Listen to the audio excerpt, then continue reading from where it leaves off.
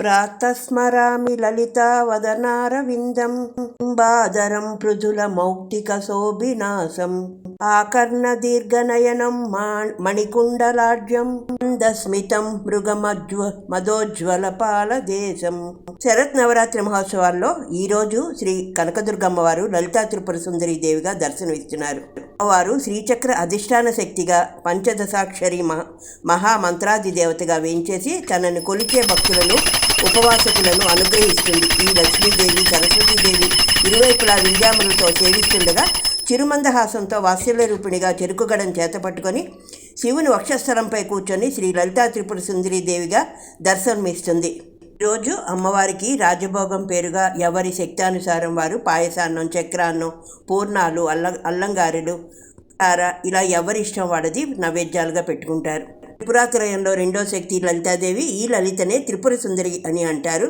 బ్రహ్మ విష్ణు మహేశ్వరుల కన్నా పూర్వం నుంచి ఉన్నదని కాబట్టి త్రిపుర సుందరి అని పిలువబడుతోందని పురాణాలు చెప్తున్నాయి. శ్రీనివాసంలో అటుకుల నిమ్మకాయ పులిహార చేశానండి. దారిద్ర బాధల నుంచి ఉపశమనాన్ని కలిగించి మనకి మహాధైర్యాన్ని ప్రసాదించే చల్లని తల్లి ఈ లలితాదేవి. పూర్వము శ్రీ దుర్గాదేవి ఆలయంలో అమ్మవారికి వామచార పద్ధతిలో పూజలు జరుగుతుండేవి.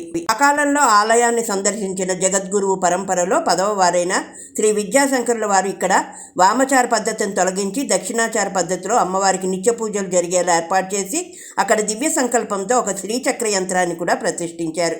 నుంచి ఉగ్ర స్వరూపంతో చండీదేవిలా ఉన్న దుర్గాదేవి లలితంగా పరమశాంత స్వరూపంతో తనను దర్శించాలని వచ్చే భక్తులందరినీ ఆదుకుంటోంది. అందుకనే ఇక్కడ శ్రీచక్రానికి నిత్యము లలిత అష్టోత్తరము, లలిత సహస్రనామాలతో కుంకుమ పూజ చేస్తారు.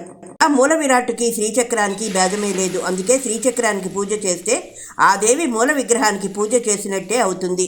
అమ్మవారి ఆలయంలో శ్రీ లలితాదేవి అలంకారంలో లలిత సహస్రనామ స్తోత్రంలో వర్ణించిన విధంగా సచామర రమావాణి విరాజిత అన్నట్టు లక్ష్మీదేవి సరస్వతీదేవి అటు ఇటు నుంచొని వింజామరతో సేవిస్తుండగా మధ్యలో ఉన్న లలితాదేవి చిరునవ్వులు చిందిస్తూ చేతిలో చెరుకుగడం ధరించి శివుడి వక్షస్థలం మీద కూర్చొని అపురూప లావణ్యంతో ప్రకాశిస్తున్న రూపంలో దుర్గా మనకి దర్శనమిస్తుంది. అటుకులు పులిహారలాగా నిమ్మకాయ పిండి ఈరోజు శ్రీనివాసంలో ప్రసాదము, పళ్ళు, పాలు, బెల్లం ముక్క, పానకము, వడపప్పుతో నైవేద్యం అయితే పెట్టుకున్నాను. అమ్మవారి 4 చేతుల్లోని రహస్యం ఏంటంటే, 1 చెరుకు బిల్లు, మనోరూపేక్షుకోదండ, మనస్సు అనే చెరుకు బిల్లు, పంచతరాలనే పువ్వుల బాణాలు, అనురాగం అనే పాసము, క్రోధం అనే అంకుశము. మన బ్రతుకంతా ఈ 4 జీవితాన్ని పరిశీలించి చూస్తే తెలిసింది ఏమిటంటే, 1 మన మనసు ఎంత సున్నితమైందంటే అది చెరుకు లాంటిది. తీయదనమంతా మనసుదే. సుఖము కానీ దుఃఖము కానీ అనుభవించే స్థితి మనసుదే. అందుకే అమ్మవారి చెరుకుతో పోల్చారు. వట్టి మనస్సు ఏమీ చెయ్యలేదు, అలాగే వట్టి ధనస్సు ఏమీ చెయ్యదు. ధనస్సుకు బాణాలు కావాలి. బాణాలు ఏమిటంటే పంచతన్మాత్ర సహాయక, పంచతనాత్మాలు అంటే శబ్ద, స్పర్శ, రూప, రస, గంధ. పూల బాణాలన్నీ అమ్మ పట్టుకున్నవే. అనుభూతులన్నీ ఈ 5తో కూడుకున్నవే. ఈ 5 స్వయంగా ఏమీ చేయలేవు మనసు కలిస్తే తప్ప.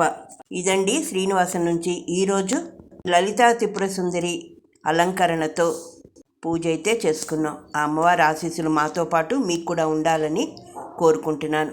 మరొక కొత్త అంశంతో మళ్ళీ మీ ముందుకు నేను రావడానికి ప్రయత్నం చేస్తాను. లైక్ ఇవ్వడం మర్చిపోవద్దు. మీ లైకు నాకు చాలా అవసరం. అలాగే హై బటన్ క్లిక్ చేసి నన్ను ఆదరించండి. మరొక కొత్త వీడియోతో మళ్ళీ మీ ముందుకు వస్తాను. మీ పార్థ.